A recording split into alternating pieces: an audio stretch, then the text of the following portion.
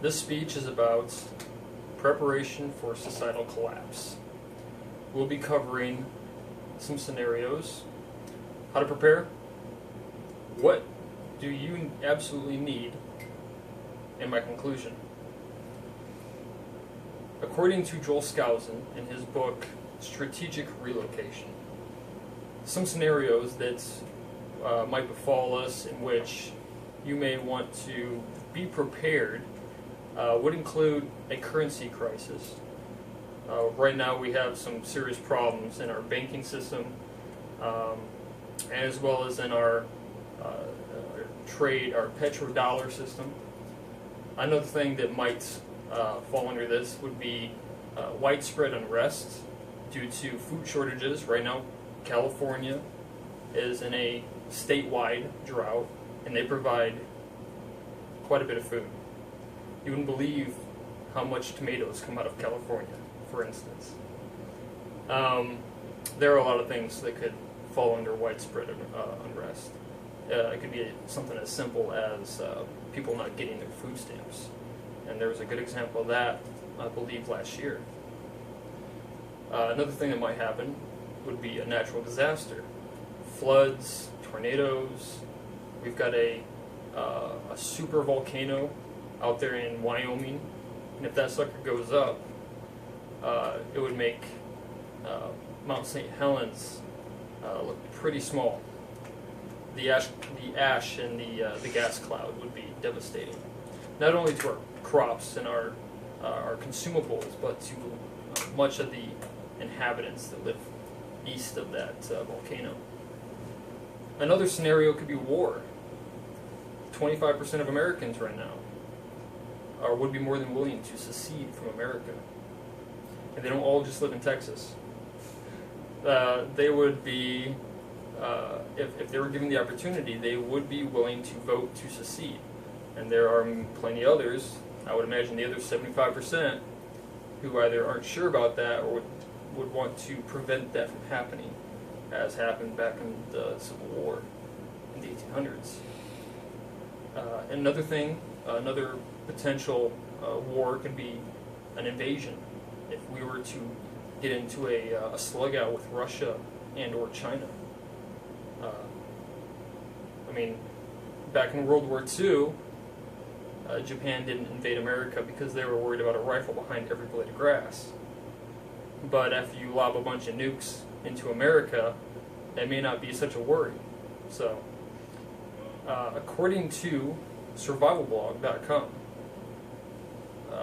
several of the ways to prepare.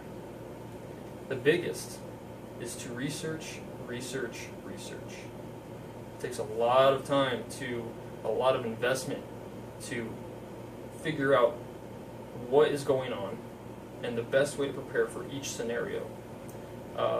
Every scenario may not be the same for everybody. Everyone may not have the same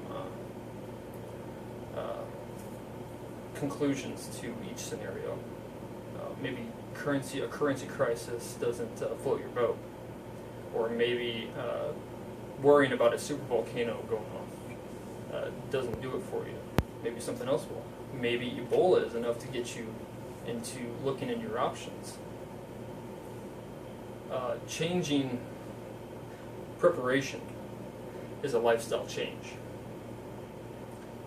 You will look at the world in a completely different manner. Everything will look fresh and different, possibly a bit scary, but in many ways it will even provide a bit of hope, a way out. From personal experience, I know that once I acquired my resources, things like an Ebola outbreak or a food shortage or a currency crisis didn't bother me anymore. In fact, at that point, the only thing that bothered me at all was what other people would do in that situation and how I was going to be able to react with everyone else panicking.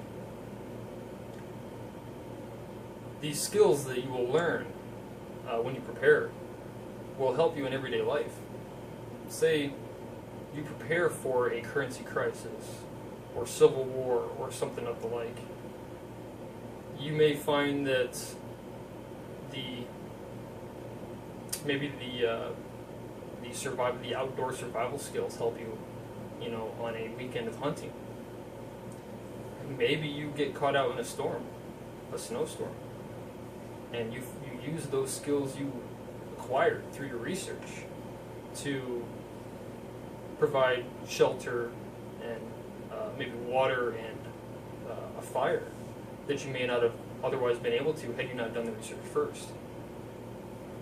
So these skills that you learn can help you in many ways, and it doesn't take a societal collapse for you to utilize them. Some things that you might absolutely need should the occasion arise. Water and food are a given. If we were to use the example of Katrina, store shelves were quickly emptied. Water was not drinkable. If you had your firearms, hey, the government came and they took them. And forget that you're defending your family and your property and your whole livelihood.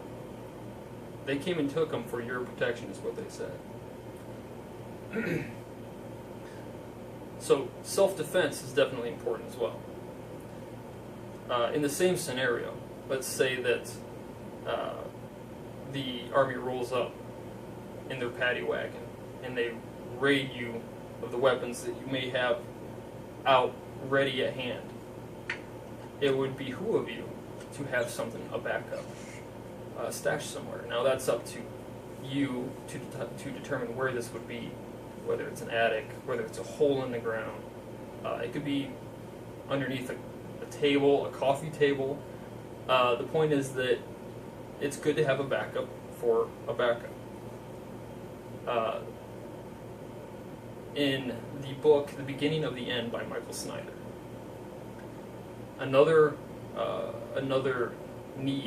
basic need that he addresses is outdoor survival gear.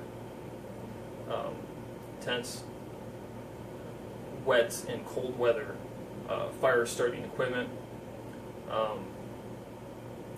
You would be surprised how far you can get with just a good knife, in fact. Clothing is important as well. Not just clothing that looks warm, but it has to be durable as well. It has to be sturdy material. And it's also good to have something that will prevent certain vegetation from piercing the material and coming into contact with your skin, with your body. Briars and prickers and things are one thing, but if you find yourself in a field of fire nettles, you'll be in a world of pain and discomfort. Another thing that people tend to overlook is medical supplies. Bandages, of course, are the obvious, but splints and wraps, certain kinds of bandages, like butterfly bandages, typically aren't thought of a lot of times. You may want to stock up on a whole bunch of pharmaceuticals, but that depends on you. Personally, I prefer the natural remedies. Colloidal silver is I wouldn't say it's a cure-all, but there is yet to be some pathogen or a fungus or a mold that it can't handle. It is also very good on burns and cuts, just for disinfection. If any one of these scenarios were to come about, one of the items you may want to acquire is precious metals. We are going to, if we were to have one of these scenarios, paper dollars aren't going to mean anything. It doesn't mean what the scenario is. If we have a societal systemic collapse, paper dollars aren't going to be doing you any good at all. For 5,000 years, precious metals have been looked upon as a money, a commodity worth holding on to and worth using in barter. So if things were to settle down, those precious metals could still be used in barter. Nobody knows when or if we're going to have a problem tomorrow or next week or next month or next year. But the goal in preparing is not to have to worry about what may or may not happen, but be prepared for anything that could. It's a blessing if you don't have to worry about. It's a blessing if we don't have a social systemic collapse, a societal systemic collapse. Nobody wants to see that happen. But if it does happen, you will have the resources and the training, and you've done the research to prepare yourself mentally and physically. And through your resources, you will be able to survive any scenario that may arise. Thank you for listening to my speech.